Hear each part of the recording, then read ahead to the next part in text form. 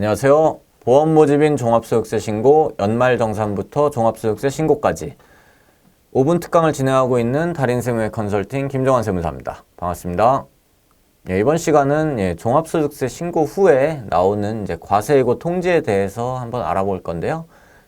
제목은 종합소득세 과세예고 통지에 겁먹지 마라입니다. 어떤 내용인지 한번 살펴보시죠. 우선 종합소득세 신고 후에 해당 신고가 적정하지 않다고 판단될 때 과세관청에서는 과세예고 통지를 보냅니다. 그래서 통상적으로 과세예고 통지를 보내기 전에 과세관청에서는 소명 요구가 먼저 나오고요. 그래서 그 소명이 적정하게 이루어지지 않는 경우에는 이미 신고된 종합소득세 신고에 대해서 자기네 과세관청에서 적정한 금액으로 다시 과세하겠다는 통지를 보냅니다. 이것이 과세예고 통지고요. 하지만 이것은 말 그대로 아직 과세가 시작되기 전인 과세 전 단계이기 때문에 과세예고 통지를 받은 후로부터 30일 이내에 기존 신고에 대해서 소명을 하던 아니면 조기 결정 신청을 하던 그리고 과세 전 적부 심사를 청구를 하는 등의 대처를 하시면 됩니다.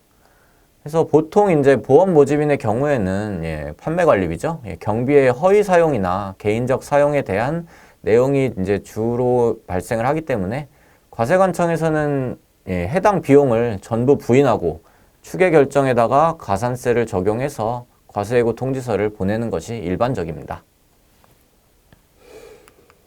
다음은 과세예고 통지가 나왔을 때 할 수 있는 대처 중에 하나인 과세 전 적부 심사에 대해서 알아보도록 하겠습니다.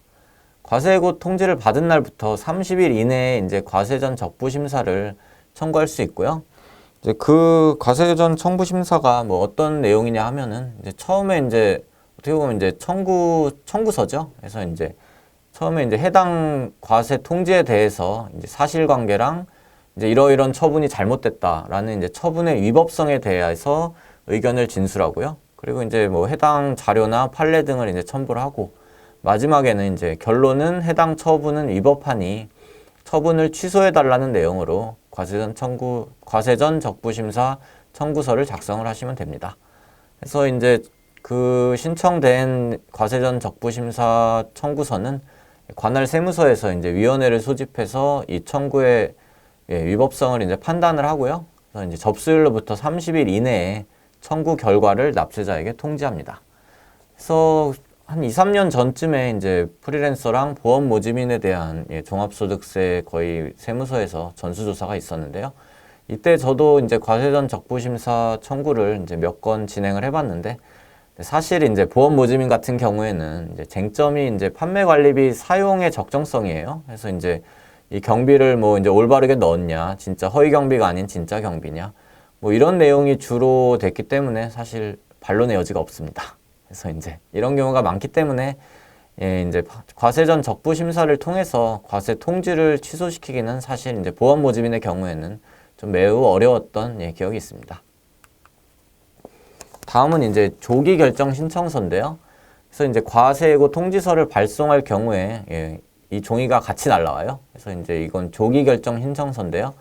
이 내용은 어떤 것이냐면은 과세예고 통지가 올바르고 나는 여기에 대해 반론을 제기하지 않는다. 이의 없다. 뭐 이런 뜻이죠. 그래서 반론의 여지가 없으니 이대로 결정해서 종결해 달라는 의미고요.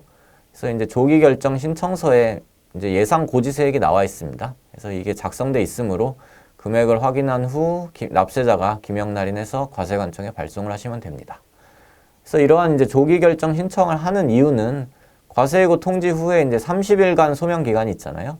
그동안에도 납부불성실 가산세는 계속 기산이 되거든요. 그래서 조기 결정 신청을 통해 불필요한 가산세를 줄이고 세무대리인도 불필요한 업무보다는 신속하게 업무를 종결하는 것이 서로에게 이득이 되기 때문에 그래서 이 조기 결정 신청할 때 예상 고지세액이 올바르게 계산됐는지 가산세는 적정하게 적용이 됐는지 계산은 해보시고요. 그리고 기명날인해서 제출하시면 되겠습니다. 지금까지 종합소득세 과세예고 통지가 나왔을 경우에 대처하는 방법에 대해서 알아보았고요. 저는 보험세무의 전문가 김정환 세무사였습니다. 감사합니다.